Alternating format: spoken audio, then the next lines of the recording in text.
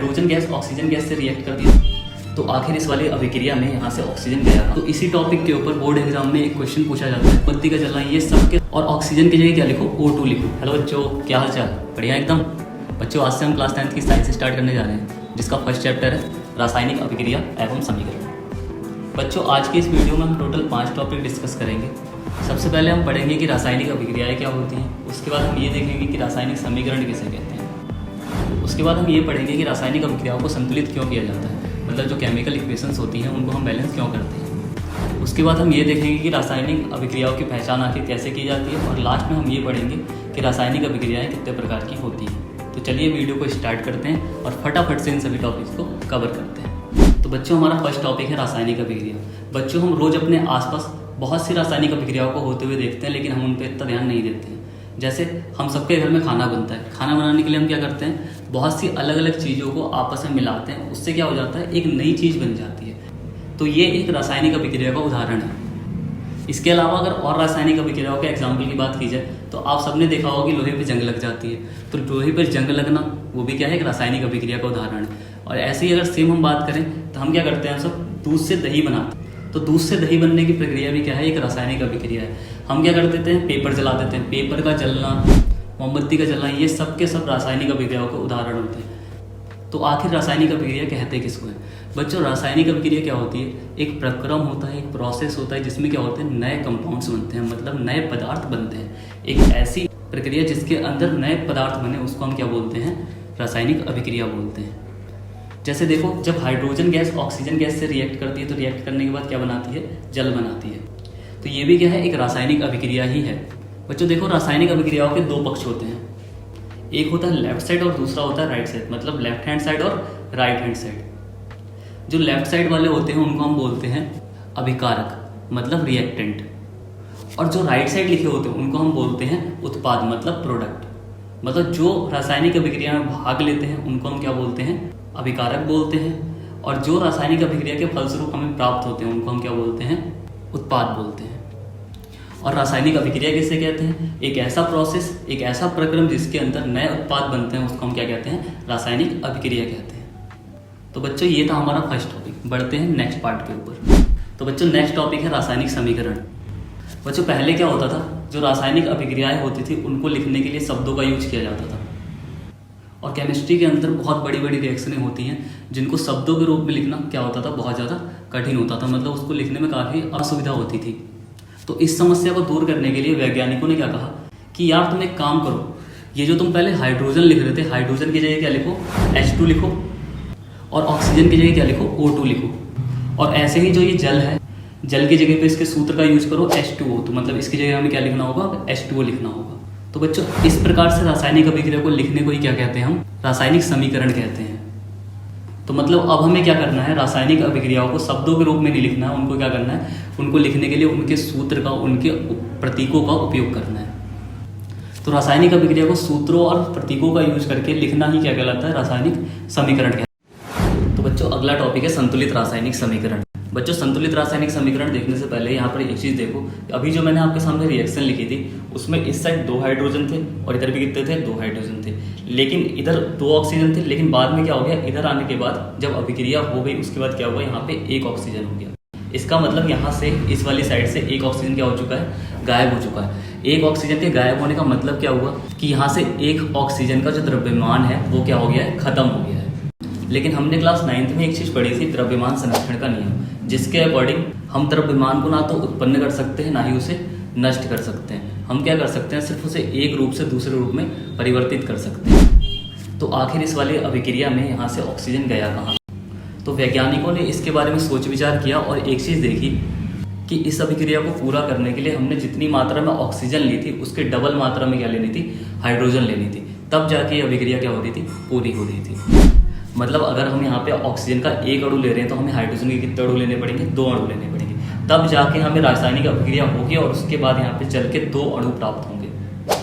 तो अब जो अभिक्रिया आपके सामने लिखी हुई है उसके अंदर दोनों पक्षों में परमाणुओं की संख्या क्या है, बराबर है। तो इस प्रकार की अभिक्रिया जिसमें अभिक्रिया के दोनों पक्षों में परमाणुओं की संख्या क्या हो, बराबर हो, उस अभिक्रिया को हम क्या कहते हैं, संतुलित रासायनिक समीकरण कहते हैं। और अगर परमाणुओं की संख्या दोनों पक्षों में बराबर नहीं है तो वो कौन सी समीकरण होगी? असंतुलित रासायनिक समीकरण होगी या फिर कंकाली रासायनिक समीकरण होगी। जो असंतुलित वाली होती है उसका एक दूसरा नाम भी होता है कंकाली रासायनिक समीकरण। तो बच्चों, बोर्ड एग्जाम में एक और क्वेश्चन पूछा जाता है कि हम रासायनिक अभिक्रियाओं को आखिर संतुलित क्यों करते हैं। तो इसका आंसर क्या होगा? द्रव्यमान संरक्षण की नियम की पुष्टि करने के लिए हम क्या करते हैं? रासायनिक समीकरणों को संतुलित करते हैं। तो बच्चों, हमने रासायनिक अभिक्रिया के बारे में तो पढ़ लिया कि रासायनिक अभिक्रिया होती क्या है, लेकिन ये रासायनिक अभिक्रिया जो होती है आखिर हम इनकी पहचान कैसे करेंगे? मतलब ऐसे कौन कौन से गुण हैं जिनको देख के पता चलेगा कि कहीं पे रासायनिक अभिक्रिया हो भी रही है या नहीं हो रही है। तो इसी टॉपिक के ऊपर बोर्ड एग्जाम में एक क्वेश्चन पूछा जाता है कि आप रासायनिक अभिक्रियाओं की पहचान कैसे करेंगे या फिर रासायनिक अभिक्रियाओं के गुण लिखिए। तो देखिए, रासायनिक अभिक्रियाओं के कुछ गुण होते हैं जिनको देख के हमें पता चलता है कि कहीं पे रासायनिक अभिक्रिया हो भी रही है या फिर नहीं हो रही है। पहला गुण होता है कि रासायनिक अभिक्रिया कहीं पे हो रही है तो वहाँ पे क्या हो सकता है? रंग में परिवर्तन हो सकता है, मतलब कलर चेंज हो सकता है। जैसे जब लोहे पे जंग लगती है तो जंग लगने से पहले लोहे का कलर कैसा होता है? थोड़ा सा सिल्वर टाइप का होता है या ग्रे टाइप का होता है, लेकिन जंग लगने के बाद उसका कलर कैसा हो जाता है? हल्का सा ब्राउन रंग का हो जाता है। सेकंड पॉइंट है ताप में परिवर्तन। मतलब अगर कहीं रासायनिक अभिक्रिया हो रही है तो वहाँ क्या हो सकता है? उसके ताप में परिवर्तन हो सकता है।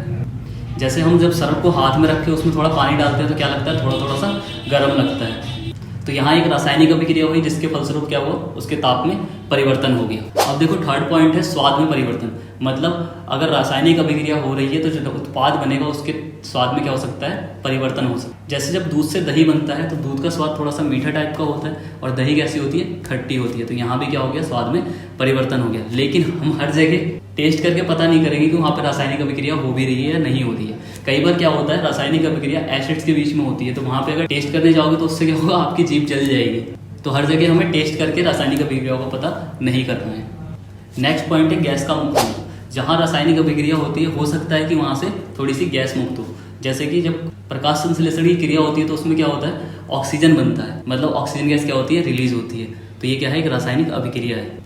ऐसे ही जब मेटल्स की अभिक्रिया किससे कराई जाती है? अम्ल से कराई जाती है, तो उसमें क्या होती है? हाइड्रोजन गैस रिलीज होती है। तो वहाँ पे भी गैस मुक्त हो रही है, तो हम गैस को भी देख के पता लगा सकते हैं कि कहीं पे रासायनिक अभिक्रिया हो रही है या नहीं हो रही है। नेक्स्ट पॉइंट है अवस्था में परिवर्तन।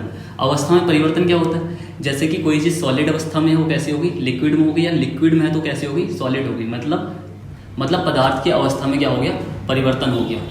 जैसे देखो, दूध क्या होता है? दूध पूरा लिक्विड फॉर्म में होता है, लेकिन जब वो दही में कन्वर्ट हो जाता है या पनीर बन जाता है तो वहाँ क्या हो जाता है? वो थोड़ा सा सॉलिड टाइप का हो जाता है। तो अवस्था में परिवर्तन को देख के भी हम क्या पता लगा सकते हैं कि कहीं पे रासायनिक अभिक्रिया हो रही है या नहीं हो रही है। लेकिन वाटर से आइस बनना, मतलब बर्फ का जमना, वो क्या है? रासायनिक अभिक्रिया नहीं है, क्योंकि जो पानी होता है उसका केमिकल फॉर्मूला क्या होता है? H2O होता है, और जो बर्फ होता है उसका भी क्या होता है? H2O होता है।